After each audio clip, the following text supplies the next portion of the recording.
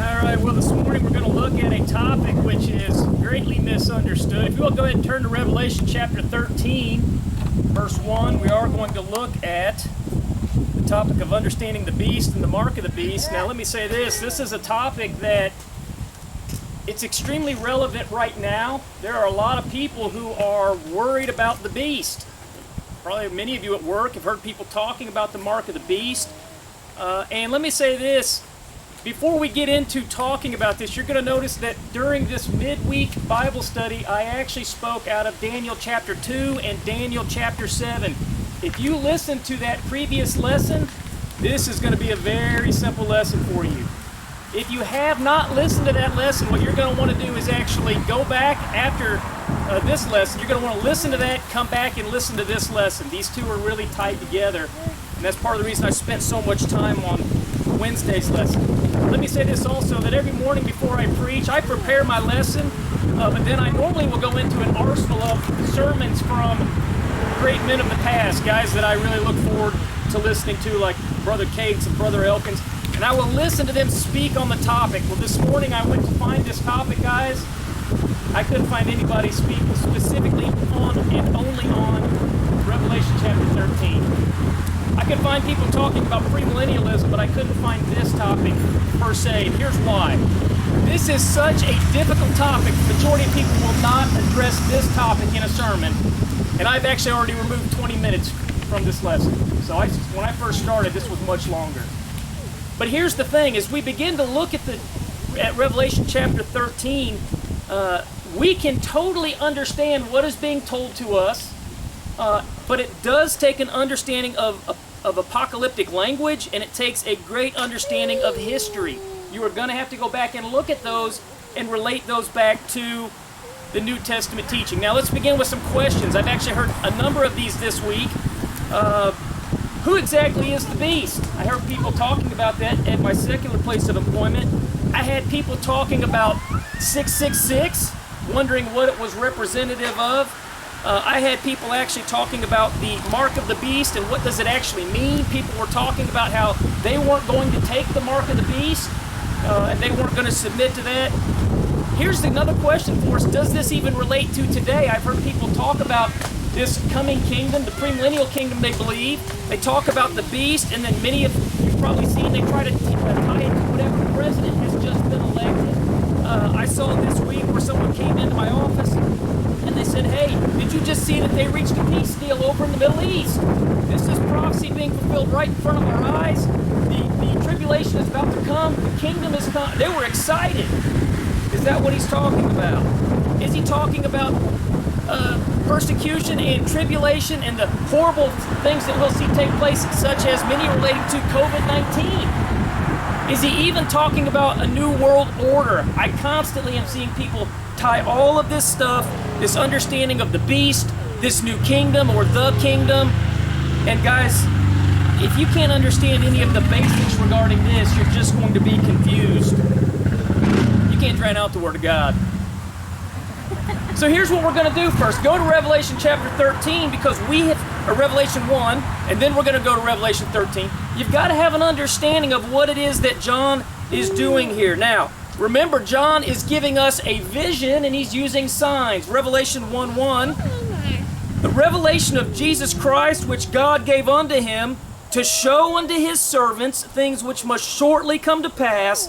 And he sent and signified it, or signified it, he's using signs, by his angel unto his servant John. All right, so John is relaying to first century Christians, and they could understand what he was saying, especially because they knew in context who it was he was talking about. Part of the problem we struggle with it is as we start to get into this, you're going to see he's pointing out a certain group of people, and they would have known it. It'd be the equivalent of today, guys, if someone began to talk about our lineage of presidents, and I would go back and I could say, yeah, you've got Reagan there, or you've got Clinton there, or you've got Obama, or you've got President Trump, okay? John is going to begin to lay this out for them. Now, Let me say this as we get into Revelation. Again, it is apocalyptic language, and there may be some small dispute on a few of the things, the points that I give here. However, let me say this. We can know for a fact who the beast is. We already looked at that last week. If you looked at the lesson, it's actually entitled Old Testament Prophecy and New Testament Fulfillment of the Kingdom. We can know who this beast is. And we need to remember again that this book of prophecy here is dealing with issues of present time. These are things that were shortly going to come to pass, but it also deals with, in chapters 20 and 20, or 21 and 22, things pertaining to heaven. All right, let's go to Revelation chapter 13:1. What I'm going to do is I'm going to break it down in a very simple way. I'm going to actually tell you what the beast is. I'm going to give you all the supporting information, and then we're going to actually go to Revelation chapter 13 after you've heard it, and we're going to read it and make just a couple of small notes. By doing that, there's not going to be any confusion on what he is talking about. So begin to follow along. We're going to look at Revelation. We'll move back to Daniel. I was going to spend a lot more time in Daniel, but because it added so much, I'm just going to look at two sections of passage, okay? Revelation 13:1. And I stood upon the sand of the sea and saw a beast rise up out of the sea, having 7 heads and 10 horns. Let me pause. That sounds frightening. I mean, if one of us saw that, we would be scared to death, right? It says, and upon his horns, 10 crowns. What wears a crown? That's a good question. We'll get to that. And upon his heads, the name of blasphemy. Well, the blasphemy here, and we're going to learn in just a couple of verses as we get down a little bit farther in Revelation 13, is specifically blasphemy against God. So there's no question about the blasphemy, okay? Now let's address the 10 crowns. This is very important. The word that we find here for the word crown is a Stephanos. That word here, it's not the word Stephanos, it's the word diadem, okay? Why am I making a point here? The word Stephanos is the word that is actually used for the crown that Christians would wear. This is the same word for the crown that they would give to those who won the prize, who finished the race in the Greek Olympics. You guys can remember those little, really the ornamental crowns they wore that were kind of weaved out of usually like an evergreen wreath kind of? Right. That's not the word being used for what the beast is wearing. That is the word used for Christians and the crown they wear when they've won the prize. This word here is diadem. The beast here is being described as having the word diadem. It's the crown that a king would wear. It's a worldly crown. Additionally, we know because he's wearing the diadem and not the Stephanos, that Greek word, he's not wearing the victor's crown. Is that important? Yes, because the beast is not going to be victorious. Now, who exactly is this beast, or what is this beast? Well, if we can figure this out, and if we can understand this, then we can also understand what the number 666 is. It's also going to help us to understand what the mark of the beast is. All right, so let's go ahead now and skip to Revelation chapter 17. Okay, we've seen the beast. He has 7 heads, 10 horns, and there are crowns upon those heads. Go to Revelation 17:7. Let's figure this out. And the angel said unto me, wherefore didst thou marvel? You guys ever wondered about something? You ever wondered about the beast and what's going on with the beast? It's a good question. He says, I will tell thee the mystery of the woman and of the beast that carrieth her, which hath the 7 heads and 10 horns. John knew people were going to be wondering about this, and he wasn't going to leave them without the answer. So he says, you wondering about this? Let me give you the answer. Okay, now, let's go down to verse 9. And here is the mind which hath wisdom. Listen closely. The 7 heads are 7 mountains on which the woman sitteth. And there are 7 kings. All right, so we're figuring out what the heads are. 5 are fallen. 1 is. The other is not yet come. And when he cometh, he must continue a short space. And the beast that was and is not, even he is the 8th, and is of the 7, and goeth into perdition, or that word there is destruction. All right, John's starting to break this down. Now remember, for first century Christians, we're talking about kings. If we were talking about presidents right now, how many of you, if I began to give a description, could go, that's President Trump, that's President Obama, that's President Clinton, right? You guys would know firsthand. He's talking about kings. He says one of them's literally standing or sitting right now as a king. Guys, he's starting to narrow this down for us, okay? Notice again, verse 10, the 7 heads are 7 kings. So the beast with the 7 heads is representative of 7 kings. Now here's a logical question. Where are these kings that he's talking about from? Well, he gives us a location. He says it is this place here having 7 mountains. I'll address that again. Notice also that we're told this, 5 of the kings have fallen. That means they're dead. They're not here anymore. He goes on and says, one is. There is a king currently that I'm going to address who is sitting there on that earthly throne. Then he says, the other has not yet come. And when he comes, he's going to remain a little while. We'll talk about that. And then he says there's going to be an 8th head or an 8th king. Now, with all that in mind, what we're going to do is begin to look at a list. Now, you're probably going to say, Sean, how in the world do you even know what list to go to point out the kings that he's talking about, because he hasn't given their names? Guys, we already looked at Daniel chapter 2 and Daniel chapter 7 in the middle of the week, okay? And he did tell me the kingdom. And because I know the kingdom, I can go back and historically list these out, and we can begin to figure out, do they line up with what John is saying? If they don't, then I've missed it. And we go back and we begin to study, okay? Here is the list of emperors. Now remember, we talked about 8. You're going to say, you didn't give me 8, you gave me more. Well, let's follow along. My wife asked me before I even preached this morning, hey, how come some of these names are marked out? And I said, you're going to have to listen for the sermon. Let's notice the list of the emperors.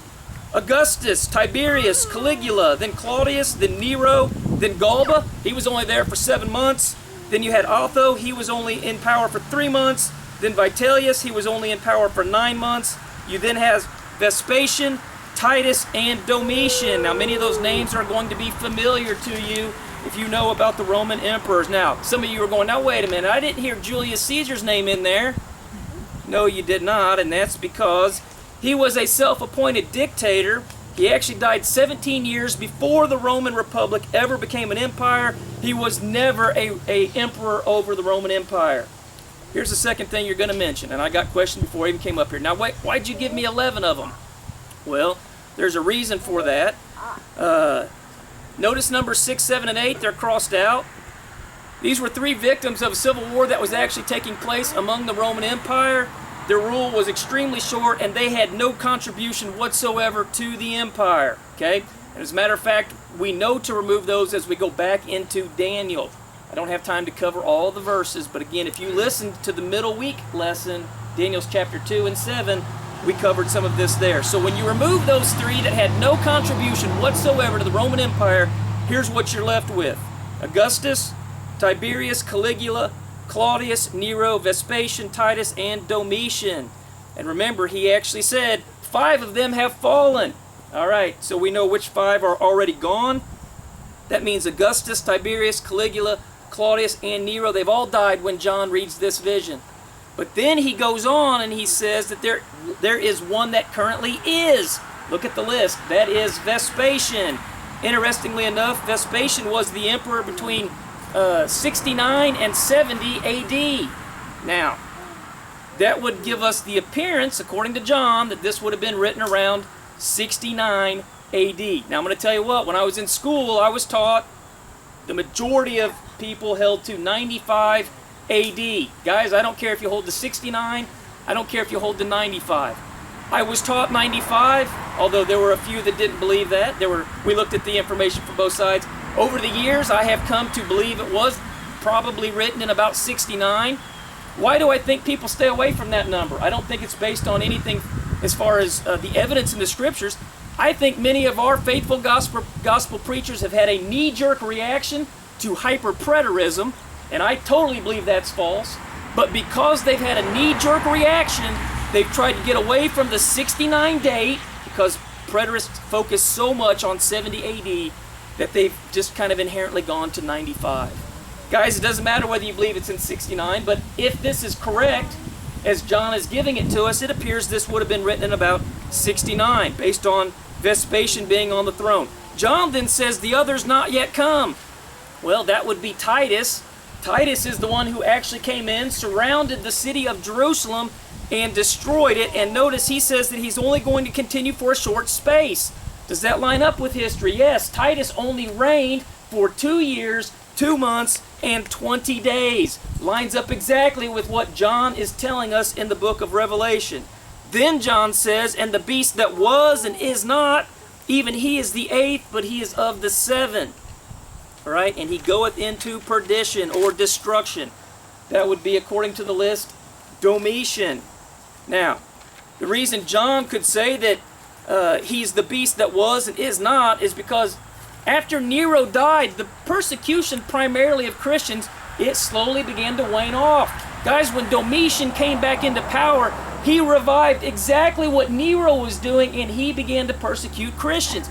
He didn't just persecute Christians, he persecuted a whole host of different groups of people.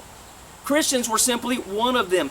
But the persecution that Domitian revived, that Nero had been doing, was just as bad. And as a matter of fact, we find it continued until 313 AD, when Constantine actually gave the edict of, or the ordinance of Milan, that officially ended the persecution of Christians.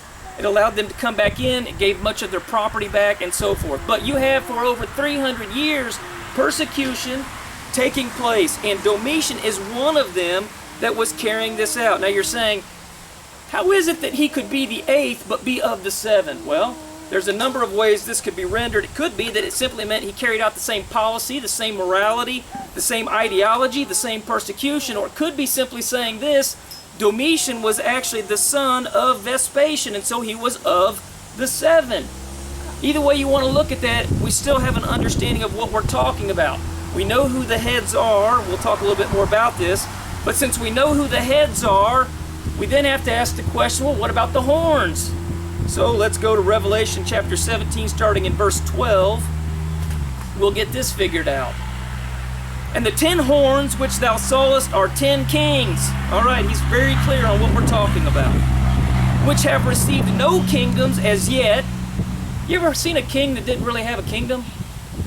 How many of you have seen a king who was a subservient king to another king? That king actually did have power over the kingdom, but he had a little smaller king. He had some power, and he did what that king wanted him, but he didn't really have his own kingdom. That's what we're talking about. Which have received no kingdom as yet, but they receive power as kings 1 hour with the beast. All right, the beast is allowing them to have a portion of power. These have one mind, and shall give their power and strength unto the beast. These shall make war with the Lamb, and the Lamb shall overcome them. For he is Lord of lords and King of kings, and they that are with him are called and chosen and faithful. All right, what are we talking about? We've already looked at the Roman emperors. We know that the Roman emperors had client kings. These were kings that were set up. They carried out their power on behalf of the emperors, but they really didn't have any power themselves. These are the client kings that would have been in place from Trajan to Diocletian. They submitted themselves to Rome. They had Rome's approval to actually sit on the throne in their local provinces, but they didn't have any independent authority whatsoever. Now, in verse 13, we're told these kings, they have one purpose. They give their power and their authority to the beast, and their intention is, or their goal is, to make war with the Lamb. Now, you may say, how's that going to happen? Well, if you believe in premillennialism, and you're hearing people talking about it, right? There's going to be a kingdom come. Guys, there's going to be this great Armageddon, and this beast is going to make war with the Lamb.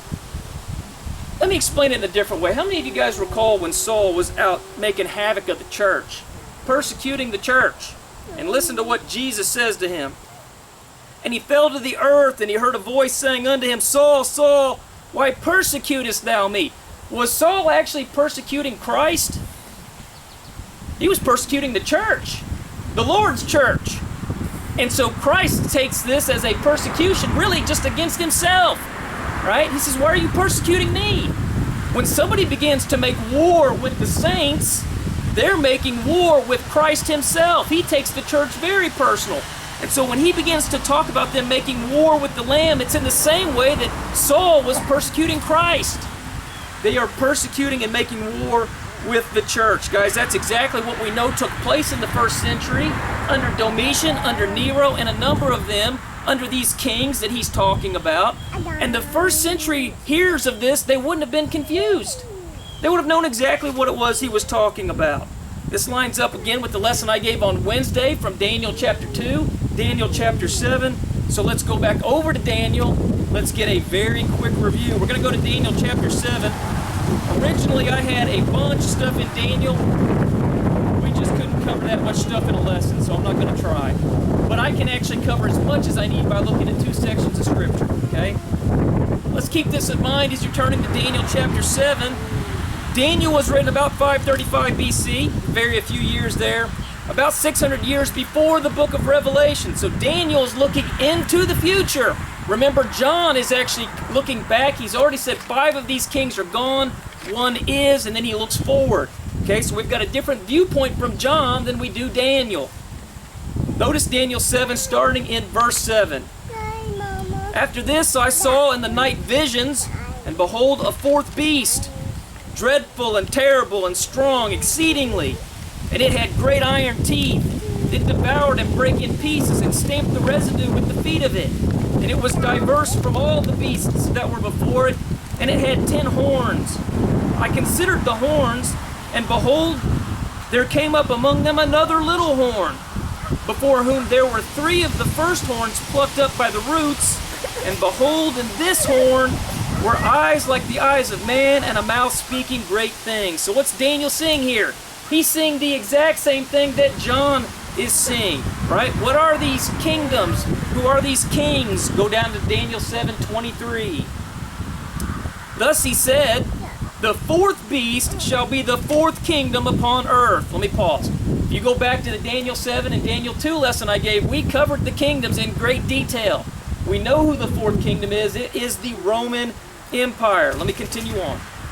The 4th beast shall be the 4th kingdom upon earth, which shall be diverse from all kingdoms, and shall devour the whole earth, and shall tread it down and break it in pieces. And the 10 horns out of this kingdom are 10 kings that shall arise. Notice this, and another shall rise after them. That ties in with Revelation 17:11 if you're keeping notes. And he shall be diverse from the first, and he shall subdue 3 kings. All right, let me go back and give you some information here. So there's no doubt what we're talking about as far as the beast is a 4th kingdom. Daniel actually refers to the kings as horns. John refers to them as heads. In Daniel 7:8, he says, behold, there came up among them another little horn. This is Domitian. Daniel continues in verse 8 saying, 3 of the first horns were plucked up by the roots.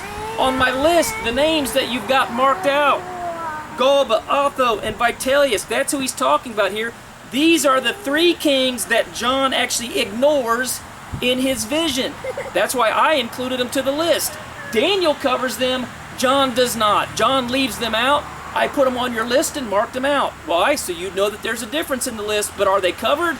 Absolutely, they are covered in our scripture. So, from Daniel 7 and Revelation 17, we get an extremely good idea of who this beast is with the 7 heads and the 10 horns. Now I want you to remember Revelation 17:9.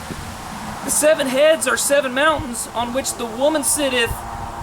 Guys, what's he talking about? Well, as one who grew up as a Catholic, I know exactly what he's talking about. He is talking about the place that we literally call the City of 7 Hills. Guess where that is? Rome. Guess what the 4th kingdom is we're talking about? The Roman Empire. Do we have to be confused at all about what he's talking about here? No, we don't.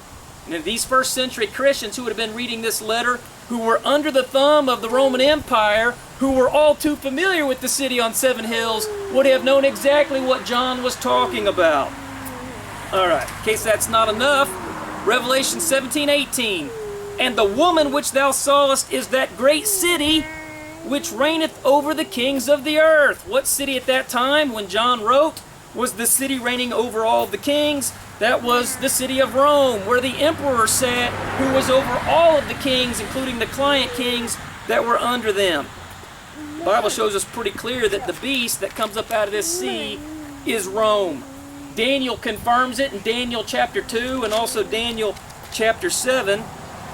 And then in Revelation 17:5, to get a little more information, that city there is actually called the Great Harlot. Guys, if you don't know much about the Roman Catholic Church and it's come to power, ultimately I would round off that their power really was from about 600 AD to about 1600 when they really started to wane in influence. But you need to remember, the Roman Catholic Church was at a time even authorizing and permitting those who would be emperors. They were the world power at the time. You couldn't be an emperor without the blessing of the Catholic Church, which was centered where? In the city of Seven Hills, the city of Rome. Where is it still now? Rome. Now let's get back to Revelation 13. Here's what we're going to do. Now that I've given you that information, we're actually going to read through the book of Revelation, chapter 13, and I'm going to make a few notes. I'll spend a little bit more time on the first couple verses, and after that I'll just give a little bit of information. So, follow along with me. Revelation 13, starting in verse 1. And I stood upon the sand of the sea, and saw a beast rise up out of the sea, having 7 heads and 10 horns, and upon his horns 10 crowns, and upon his heads the name of blasphemy. And the beast which I saw was like unto a leopard, and his feet were as the feet of a bear, and his mouth as the mouth of a lion. Guys, is this sounding familiar? Remember our lesson in Daniel? And the dragon gave him his power and his seat and great authority. And I saw one of his heads as if it were wounded to death, and his deadly wound was healed, and all the world wondered after the beast. All right, Revelation 13:2 lines up exactly with Daniel chapter 7. Here's the only difference. Let me point this out.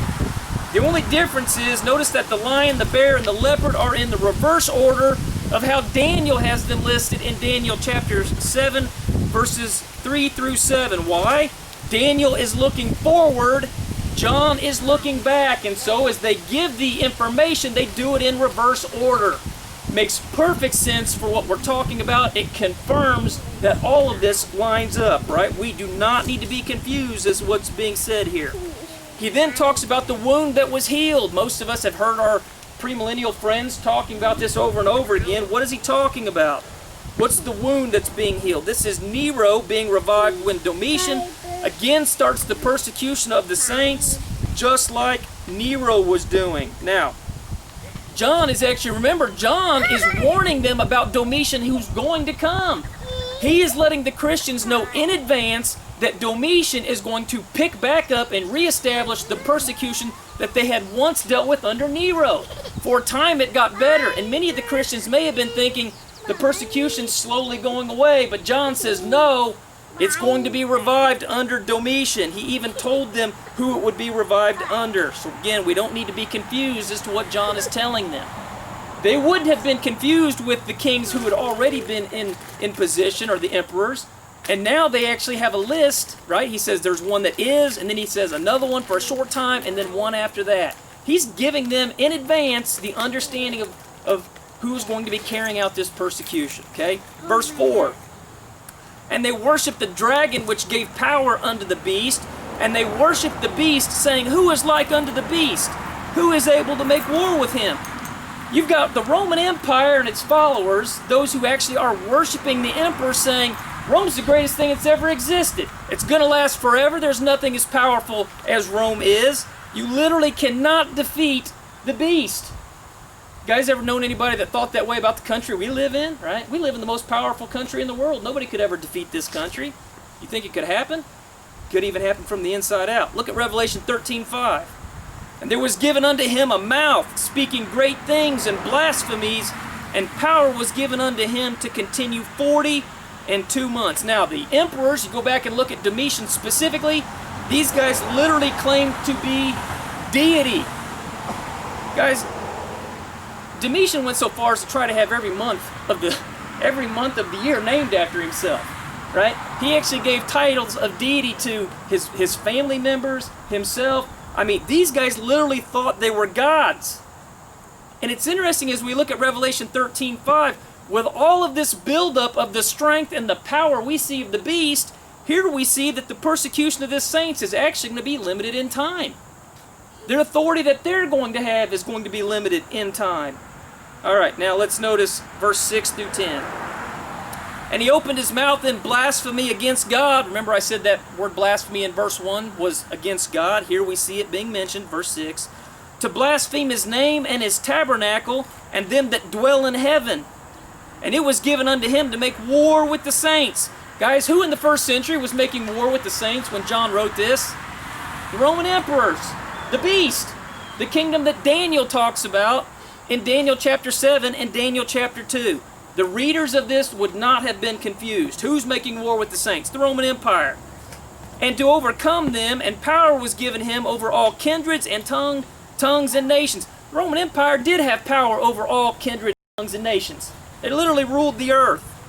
And all that dwell upon the earth shall worship him, whose names are not written in the book of life of the Lamb slain from the foundation of the world. If any man have an ear, let him hear. He that leadeth into captivity shall go into captivity. He that killeth with the sword must be killed with the sword. Here is the patience and the faith of the saints. Who's the beast? It's the Roman Empire. Now clearly we get an understanding here that Domitian, like many before him, specifically like Nero, is going to reestablish this. Why would they be persecuting the saints? Well, these emperors claim to be gods themselves, and yet you have the first century Christians were not willing to worship these emperors. They would not be involved in the Caesar cults that were taking place at the time. You did have others who were involved in this first century emperor worship, and John tells us in the book of Revelation that their names are not in the book of life. Guys, how's that applicable today? We find any type of vain worship keeps your name from being in the book of life. Do we have that taking place today? Absolutely we do. Jesus actually dealt with vain worship in Matthew 15:9. I don't think I put that in your notes, but write down Matthew 15:9. All right, let's move down to verse 11 now. Let's get a little more information, because this is really what people are talking about. And I really hope I can do diligence in describing this. And I beheld another beast coming up out of the earth, and he had two horns like a lamb, and he spake as a dragon. And he exerciseth all the power of the first beast before him, and causeth the earth and them which dwell therein to worship the first beast, whose deadly wound was healed. And he doeth great wonders, so that he maketh fire come down from heaven on the earth in the sight of men, and deceiveth them that dwell on the earth. Let me pause for a minute. Looks like he's doing miraculous things here, guys, but he's deceiving people. How many of you guys ever watched a magician and you went, how in the world did he do that? Like, did he really make that disappear? No, it's sleight of hand. He deceived you, right? That's what you've got going on here. He goes on, and deceiveth them that dwell on the earth by the means of those miracles, pseudo-miracles, false miracles, which he had power to do in the sight of the beast, saying to them that dwell on the earth that they should make an image to the beast, right? Which had the wound by a sword and did live. And he had power to give life unto the image of the beast, that the image of the beast should both speak and cause that as many as would not worship the image of the beast should be killed. Let me pause. Did that happen under Domitian? Under Nero? If you wouldn't worship the emperor, guess what happened for many Christians? They killed you. And John's readers would have known exactly what John was talking about. And he causeth all, both small and great, rich and poor, free and bond, to receive a mark in their right hand or in their foreheads, and that no man might buy or sell, save he that had the mark of the beast, or name of the beast, or the number of his name. Now read that again real close. The beast causes all those to have a mark in their foreheads. A lot of people talk about this being on the forehead. Some actually think when he's talking about this mark being in the forehead, it's literally engraved in the forehead, right? How many of you guys think that if you were walking around with a mark on your forehead or on your right hand, that would have been highly visible that you were a follower of the beast? Seems to me that you would, right? Now here's the thing. The beast is going to have them to have this mark. The mark clearly is signifying allegiance to the beast. Now what's that word mark mean? If you look it up, it means a stamp or an etching or an engraving or an impress. But guys, here's the thing. The mark in this vision is a figurative mark. I hear so many people talking about the mark on the forehead and the mark on the hand, but guess what they don't talk about? You ever hear them talking about the followers of God who has his name written on their foreheads? You never hear people talk about it. Listen to Revelation 14:1. And I looked, and lo, a lamb stood on the Mount Sion, and with him 144,000. Let me pause. I saw a lady misusing this week. She was talking about premillennial doctrine was on there, and she basically said, hey, if you keep reading, you're going to read about the 144,000 on earth. And I went back and wrote the verse here from Revelation 14, and I said, if that's true, no women go to heaven because they're all male virgins. Guess what they normally say? Well, that verse is symbolic. Yeah, and so's the 144,000. Let's keep it in context, guys. Let's keep going. That was just a side point for you guys. Follow along here. Having his Father's name written in their foreheads. All right, got the followers of God here in John's vision, and they have the name of the Father on their forehead.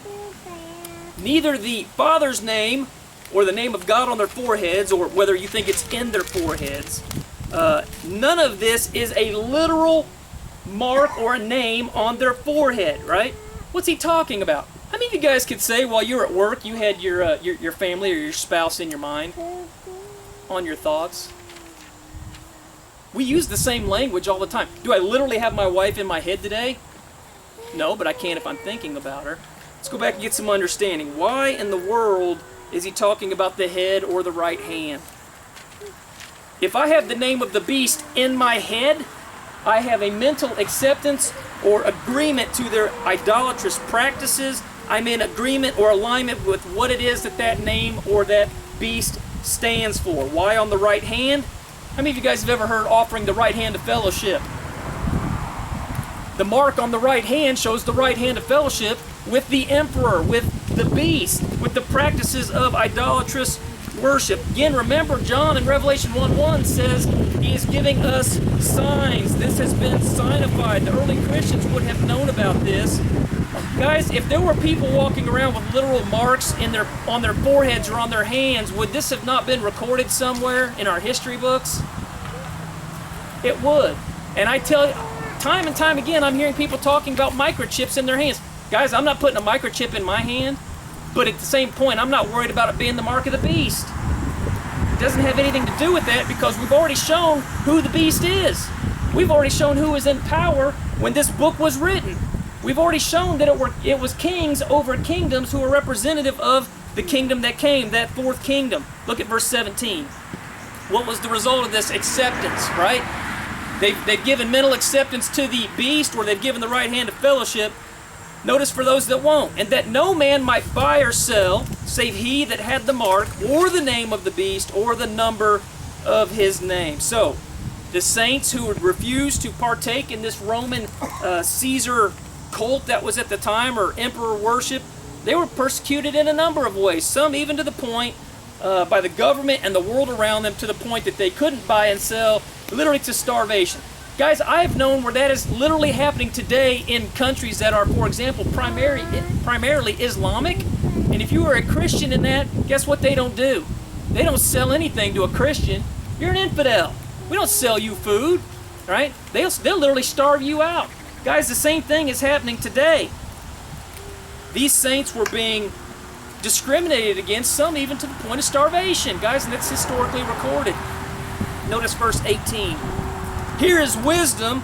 Let him that hath understanding count the number of the beast, for it is the number of a man. Let me go back and fix it. For it is the number of man. There is no A in the Greek. If you look that up in the Greek, which I did, that's simply showing possession. Let me render it the way the Greek actually. For it is man's number. 6 is man's number, okay? And his number, what we're talking about, the beast here, this emperor that's actually representative of the beast, his number is 666. Now, I don't have time to go back and talk about apocalyptic language and the meaning of numbers, but for anybody who studied the book of Revelation, 7 is the number of perfection. What is less than 7? 6. Imperfection, right? Man has always sinned and been imperfect. 6 is the number of man, right? It's the imperfect number. Again, he tells us the meaning here. What's he trying to get us to say? The beast would literally want you to think he's a god. He'd want you to think he's a 7. That's the number all throughout the book of Revelation pertaining to God. The beast wants you to think he's a 7, but he's not a 7. He's literally a 6. 6 is the number of man. And he says, just so you don't get this confused, he's not just a 6. He's not just a man. He's not just a 6'6". He's not just a little bit man, but a little. He's a 6'6". He is man through and through. There is no part of deity at all in this man. He's just a man. And that would have been important for the Christians, who would have known they were going to be persecuted by, for example, Domitian, who some would have even maybe wanted to come to the thought, maybe he really is a god. And John says, no, he is just a man. Through and through, 6'6". Domitian believed he was a god. He told people he was a god. He tried to get people to actually worship him. But John is saying he is a man through and through, and so don't fear. Don't fear. What you simply need to do is be faithful to the one who's going to bring judgment upon him. Just remain faithful to God. Who is the Roman, or who is the beast we're talking about? It's the Roman Empire. Daniel makes it clear. Daniel chapter 2, Daniel chapter 7. John confirms everything that Daniel says here in Revelation 13, and also as we look at Revelation chapter 17. What is 666 representative of? It is simply representative of the emperors of the Roman Empire who persecuted Christians. They literally thought they were gods, but guess what? They were just men. That's all that they were. What is the mark of the beast? Well, just as Revelation says, Christians had the name of God in their foreheads. Those also who accepted the beast or worshiped the beast wore his name. It is simply showing to whom they belonged. That's all it is. It is John using a vision to show that you own and you've given allegiance to. The Christians had the name of God on their forehead because that's who they belonged to. But those that worshiped the beast had the name of the beast there, or the image of the beast. Does this relate to today? No. Only in the sense that, like in the first century, there were those who were not faithful worshipers of God. And what was the result? Their names are not in the book of life. But guys, you can't get any clearer when John talks about the kingdom, confirming that Daniel talked about the kingdom, saying these are the kings that will sit on the thrones at this time, and this is when you will be persecuted. And he says, this guy, he's no God. He's just a man. So I wouldn't worry about this kingdom that premillennialism talks about coming. I wouldn't worry about this Armageddon they talk about coming. And again, I wish I could go through and give you all the verses that reject every bit of that. Quit worrying about this mark of the beast and the kingdom. What you need to worry about is this, and that's the kingdom that is in place right now, which Daniel also addressed, which Jesus addressed in Matthew 16, 18, and 19 when he said he was going to build his church and give the keys to the kingdom. The question for anyone watching this is not worrying about a kingdom and the beast and the mark of the beast, but the question is have you been added to Christ's kingdom? That is the church. It's not a complicated process for anyone watching this online, or if you're here listening. Here's how you get added to the kingdom, which is the church. Again, Matthew 16, 18, and 19. In all of our conversion accounts, there was somebody teaching. You had the apostles, you had evangelists. They were teaching about who Jesus was, why he came, why he shed his blood, and about him establishing the church. Why were they teaching? Well, that's how faith comes. Romans 10, 17. And you have to believe Hebrews 11, 6. You also need to have an understanding of sin. Jesus makes it clear that we all need to repent. Nobody's going to repent unless they have an understanding of the consequence of sin. Romans 3:23 and 6:23. We've all sinned. There's going to be a punishment for it. So Jesus says you need to repent. Luke 13:3 and 5. You need to confess Christ. Romans 10, 9 and 10. Just like the Ethiopian eunuch did there in Acts chapter 8. And then you need to be immersed in water, as Jesus has said, Mark 16, 15 and 16, which Peter confirms is for the remission of sins, Acts 2:38, which we are also taught saves you, 1 Peter 3:21. Is it a sprinkling or a pouring? No, John teaches us in Romans 6, 3 and 4, it is a burial in water, and when you come up, you are a new creation in Christ. Why? Because in Acts 2:47, you are added to the church by the Lord himself. You've been added to the kingdom. Guys, I hope that gives you some understanding about the beast, who he is. I know that many of the people that we deal with, they really have no understanding and they are scared to death. Guys, I'm not scared at all about the beast, the mark of the beast. Am I worried about the things going on around me? Every day. But I don't worry about those things. If you're here and there's a way that we can help you in any way, whether it's to be added to the church, to the kingdom today, or whether there's a way that we can help you in some other way, maybe even, for example, offering prayers on your behalf, you can come forward as we're led in a song of invitation.